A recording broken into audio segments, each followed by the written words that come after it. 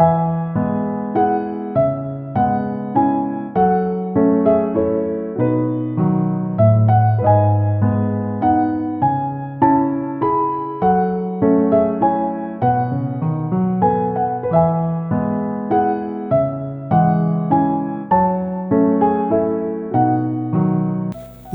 सारे दर्शक भाई बंधुओं को मेरा प्यार भरा नमस्कार।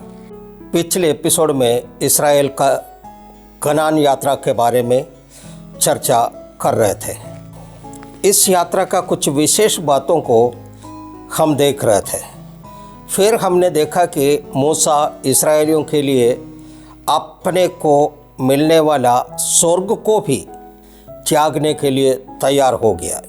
आप हमारे साथ बने रहिए। अभी हम इस चर्चा का मूल वचन को और उसका विवरण को भी देखेंगे। 40 साल बादल के खंबे के नीचे 42 लाख लोग, कोई पंडाल नहीं, कोई माइक सेट नहीं, 42 लाख लोग तो 42 लाख समस्या को लेकर चल रहे हैं।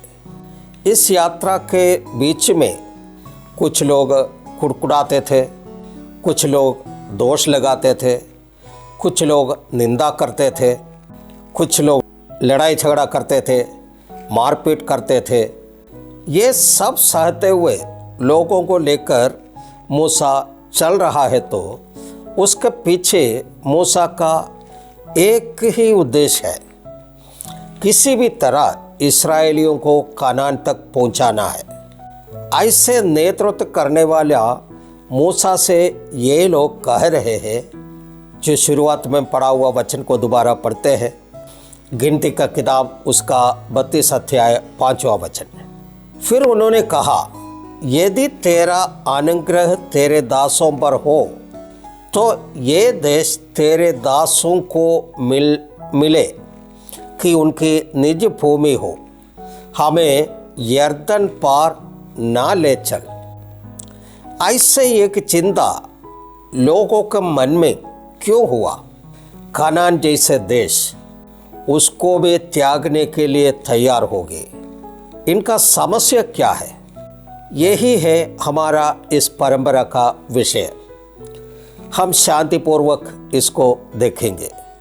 इस्राएल के 28 गोत्र, यानी कि रूबेन गोत्र, गाद गोत्र और मनश्शे के गोत्र के आधे लोग कह रहे हैं, यदि आप हमसे जरा सा भी प्रेम रखते हो तो अगर हमारे ऊपर तेरी करना है तो ये देश हमें अपनी निज भूमि करके दे दे और मेहरबानी करके हमें यर्दन के उस पार ना ले चलना। इसके साथ एक और वचन पढ़ते हैं। गिनती का किताब का 32 अध्याय उसका 6 वचन। मूसा ने गादियों और रूबेनियों से कहा, जब तुम्हारे भाई युद्ध करने के लिए जाएंगे तब क्या तुम यहाँ बैठे रहोगे? साधारण रीति से अगर हम सोचेंगे तो मूसा क्या कहना चाहिए? ये तुम कैसे बात कर रहे हो? जब तुम्हारा भाई युद्ध करने के लिए जाएंगे तो तुम क्या यहाँ पर बैठे रहोगे? ये लोग युद्ध करने वाला लोग हैं। इसका अगर आपको कोई शक है तो आपको सबूत देते हैं, फिर आगे बढ़ेंगे। मैंने ये 28 गोत्र जो है युद्ध करने वाला लोग है, उसका सबूत आपको देते हैं। एक वचन पढ़ते हैं, पहला इतिहास उसका 5 अध्याय उसका 18वां वचन। रूबेनियों, गादियों और मनश्शे के आधे गोत्र के योद्धा जो ढाल बांधने, तलवार चलाने और धनुष के तीर छोड़ने के लिए योग्य है और युद्ध करना सीखे हुए थे, वे 44,760 थे जो युद्ध में जाने के योग्य थे। ये लोग युद्ध करने वाला लोग हैं। इसका सबूत इस वचन में हम लोग देखा है। मूसा ने इतिहास का पुस्तक का 32 अध्याय 6 वचन में लिखे हुए जो बातें बोलने का तात्पर्य क्या है?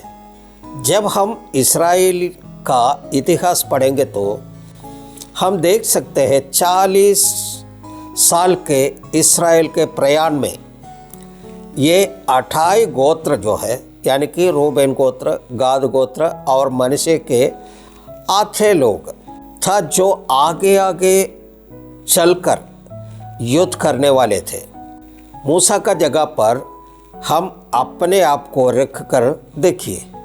एक तो इस्राएली लोग 40 साल का यात्रा करने के बाद कनान पहुंचने वाले हैं। दूसरी, यही लोग जो युद्ध करने वाला है, वे लोग इस तरह का बात करेंगे तो मूसा का सवाल स्वाभाविक है। ये रूबेन गोत्र, गाद गोत्र और मनश्शे गोत्र के आधे लोग के बारे में अगर हम आत्मिक रीति से कलीसिया के साथ जोड़कर अगर सोचेंगे तो ये 28 गोत्र जो है कलीसिया के मजबूत विश्वासी है।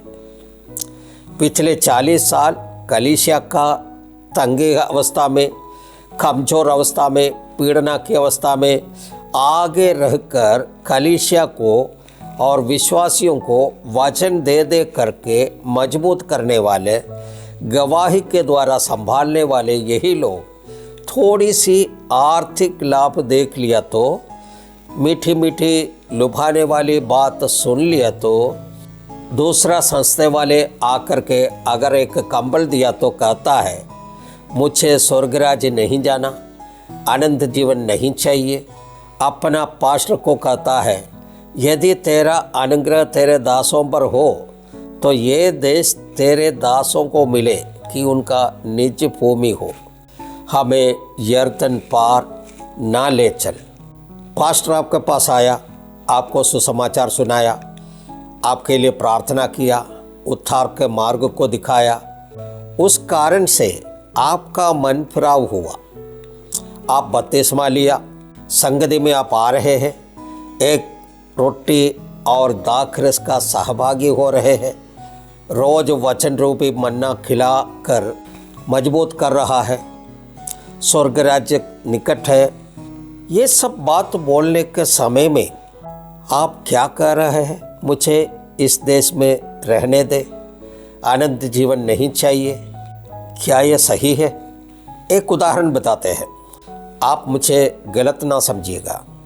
हम में से बहुतों का यही विचार है, हम केरल का बात बताते हैं, मेरा ही नाम लेकर बताते हैं।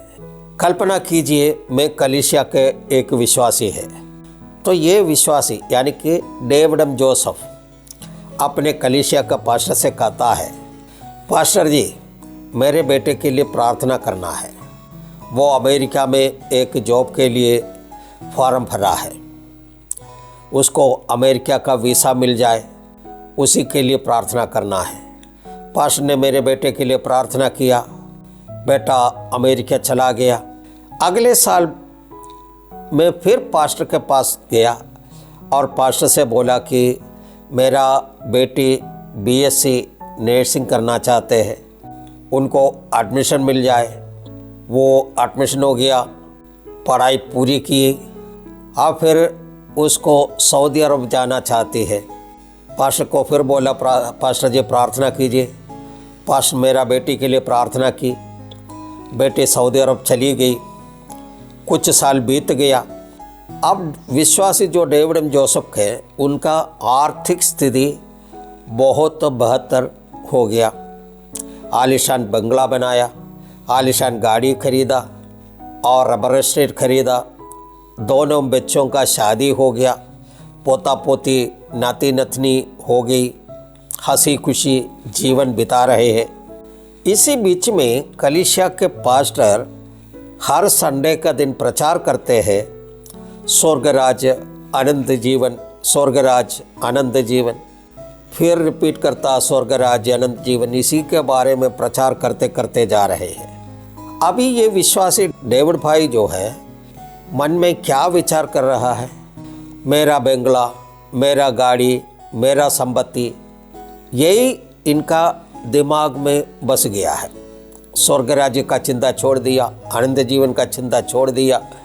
और डेविड जोसेफ जो है अपना आलिशान बंगले का, संपत्ति का, गाड़ी का सब देखभाल करते जा रहे हैं। इसी बीच में चर्च जाने का समय उनको नहीं मिला। अगर चर्च जाएगा तो भी पूरा प्रचार सुनने के लिए या पूरा समय वहाँ पर बैठने के लिए नहीं चाहता है, और थोड़ा देर बैठेंगे तो भी दिमाग को केंद्रित नहीं कर पा रहा है।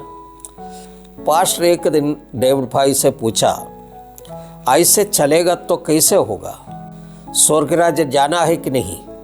अभी डेविड भाई क्या कहता है, मेरे पास इतना संपत्ति हो गया कि मैं इसको किसके हवाले करके आपके साथ चर्च चलूं, इसलिए आप मुझे छोड़ दीजिए, मुझे यहाँ पर रहने दीजिए अपने घर में। ऐसे ही बात है, यहाँ 28 गोत्र के लोग मूसा से बोल रहे हैं, यदि तेरा अनुग्रह तेरे दासों पर हो तो ये देश तेरे दासों को मिले कि उनकी निज भूमि हो, हमें यरदन पार ना ले चल। मूसा पास्टर के साथ भी यही हुआ। क्या आप मेरे साथ हैं? मैं यही चाहता हूँ कि मैं जो कुछ भी वचन आपको सुनाऊँ वो पूरी रीति से आप समझें, इसलिए मैं बहुत ही सरल रीति से धीरे धीरे आपको समझाते हैं। मैं बहुत से पास्टर को देखते हैं, वे चिल्ला चिल्ला कर कुछ वचन से बोलते हैं, उनको यह लगता है कि वे लोग आत्मा में होकर प्रचार कर रहा है, और वे जो सुनते हैं उनके माथे के ऊपर से सारी बात निकल जाता है। मैं ऐसा करना नहीं चाहता है। मैं अगर एक ही वचन बोले तो लोग उस वचन का गहराई को समझना चाहिए। तो आप मेरे साथ हैं ना? आप ध्यान दीजिए आगे मूसा क्या कहता है। एक वचन को पढ़े, गिनती का किताब का 32 अध्याय उसका 7वां वचन। और इस्राएलियों से भी उस पार के देश जाने के विषय जो यहोवा ने दिया है, तुम क्यों अस्वीकार करते हो?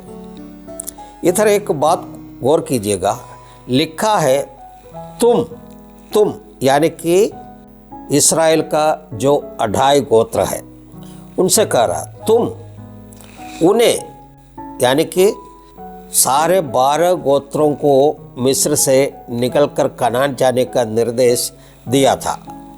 उन 12 गोत्रों में से 28 गोत्र वचन में तुम करके जो बोला है वो पीछे हट गया, 28 गोत्र पीछे हट गया, और 9.5 गोत्र कनान जाने के लिए तैयार है।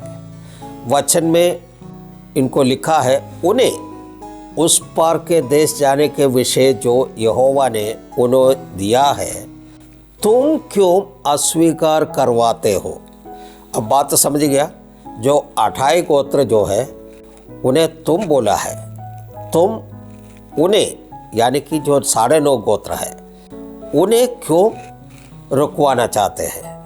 ध्यान दीजिए, यहाँ इस्राएली 2 ग्रुप हो गया है। दरअसल ये कौन लोग हैं? याकूब के संतान यानी इस्राएल के 12 गोत्र। वे लोग सब 40 साल जंगल के यात्रा में एक साथ थे, है कि नहीं? लगता है आपको कुछ संदेह है। अगले एपिसोड में उसे दूर करते हुए हम आगे जाएंगे। इस एपिसोड को यहाँ पर समाप्त करते हैं। इसके बाकी बातों को लेकर के आपके सामने फिर से प्रस्तुत होंगे। तब तक के लिए मुझे दीजिए इजाज़त। सबको जय मसीह, सबको धन्यवाद।